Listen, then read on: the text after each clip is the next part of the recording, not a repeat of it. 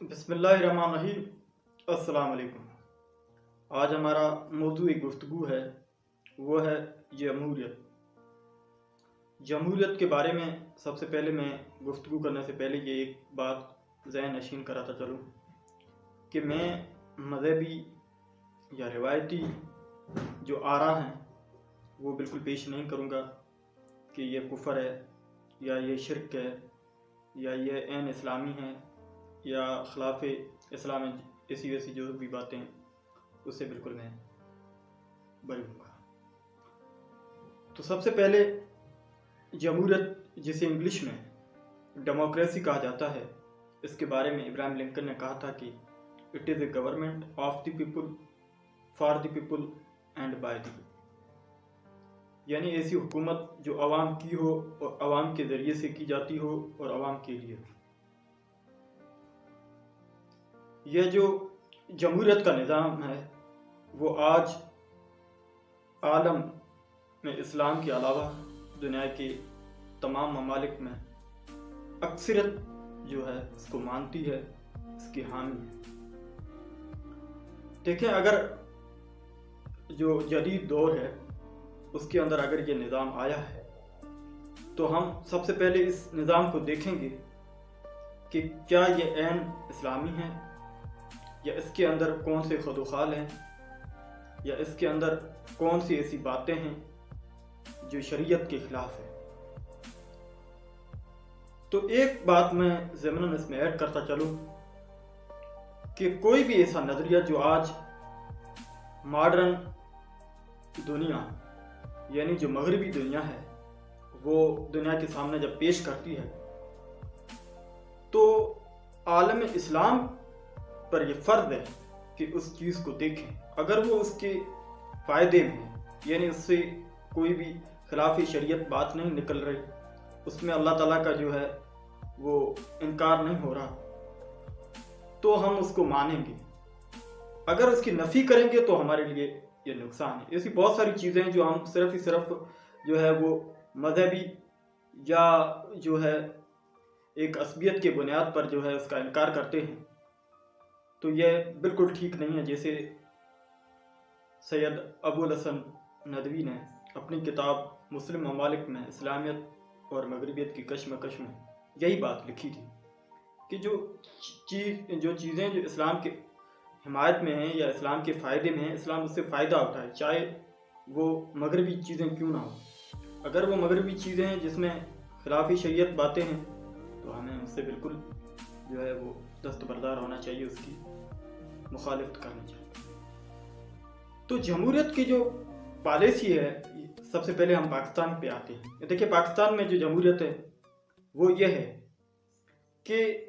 پہلے تو کوئی بندہ سلیکٹ ہو کے چلا جاتا ہے تو اس کا عوام سے بالکل رابطہ کٹ جاتا ہے، وہ پارلیمنٹ کے اندر جو بھی چاہے کرتا پھرے، اپنا ضمیر بیچے، جو خلاف اسلام کوئی بات ہے اس کی حمایت کر دے تو اس کی عوام اس کی اگر مخالف کرے تو بھی کچھ فائدہ مند نہیں ہوتی۔ تو یہ بالکل ایک جو ہے خلاف اسلام نظام کی ایک پہلی پوائنٹ ہے، کیونکہ جو خلافت جو اسلامی عین اسلامی سیاسی نظام ہے اس میں جو ہوتا ہے بندہ جو سلیکٹ ہوتا ہے یعنی خلیفہ ہوتا ہے، وہ تمام تر باتیں شورا یعنی مسلمانوں سے باہمی بات چیت کرنے کے بعد کسی بھی مسئلے کو حل کرتا ہے اور تمام تر باتوں کو شریعت کے مطابق حل کرنے کی کوشش کرتا ہے۔ تو پاکستان کے اندر جمہوریت جو ہے وہ اس میں یہ چیز نہیں دکھائی دی۔ دوسری بات یہ ہے کہ بہت ساری ایسی چیزیں جس پر ہم دعویٰ کر رہے ہیں کہ ہم جمہوریت کو پاکستان کے اندر نفاذ ہونا چاہیے، تو ان سے کچھ چیزیں ایسی صادر ہو گئی جس پر اور شکوک بڑھتے گئے۔ جیسے کچھ دن پہلے پاکستان کی شرعی کورٹ نے یہ فیصلہ دیا کہ سود جو ہے وہ بالکل حرام ہے، یعنی اسلام میں بالکل جو سودی نظام ہے، سودی معیشت ہے، وہ بالکل حرام ہے، لیکن اس کو چیلنج کیا گیا۔ کیوں چیلنج کیا جا رہا ہے؟ جب ایک اسلامی ملک ہے، اسلامی ملک کے اندر کوئی شرعی کورٹ فیصلہ کر رہی ہے اور اس کو جو لوگ ہیں وہ چیلنج کر رہے ہیں، اور اس کا نفاذ بھی نہیں ہو رہا. اور دوسری بات یہ ہے کہ بہت ساری ایسی چیزیں ہیں جو جمہوریت کے جو حامی ہیں وہ بالکل عین کفر کے پروپیگنڈے پر اسلام کے خلاف کرتے چلے جا رہے ہیں.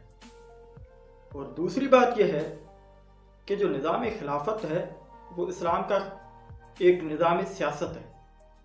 جیسا کہ مقدمہ ابن خلدون کے اندر امام ابن خلدون نے لکھا کہ سیاست دینیہ جو ہے اس کے دو ٹائپ ہیں. ایک ڈکٹیٹرشپ ہے اور دوسرا وہ ہے جو بالکل حکمت سے اور تمام تر بہترین کردار کے ساتھ حکومت کی جاتی ہے. لیکن اللہ تعالیٰ نے خلافت کا نظام دے کر ہم تمام مسلمانوں کی ایسے تمام سیاسی نظام سے الگ کر دیا ہے، کیونکہ خلافت کے اندر تمام دینی اور دنیوی امور کا احاطہ کیا گیا ہے. اور تیسری بات یہ ہے کہ جمہوریت کے جو حامی ہیں وہ اس لیے جو ہے اس کی حمایت کرتے ہیں کہ جمہوریت، جس کے بارے میں مولانا مودودی نے بالکل ایک زبردست بات کی کہ وہ دو چیزوں کا جو ہے وہ مجموعہ ہے. ایک جو ہے لبرلزم، فراخ دلی، اور دوسری جو ہے آزادی، فریڈم ان کا. تو اس سے جو ہے لادینیت پھیلتی ہے کہ بندہ جو ہے اللہ تعالیٰ کے احکام، اللہ تعالیٰ کی حدود، اللہ تعالیٰ کے جو شرعی احکامات ہیں اس سے بالکل آزاد ہو، نفس پر چڑھے، خواہش نفس پر چلنا شروع کرے. جو بندہ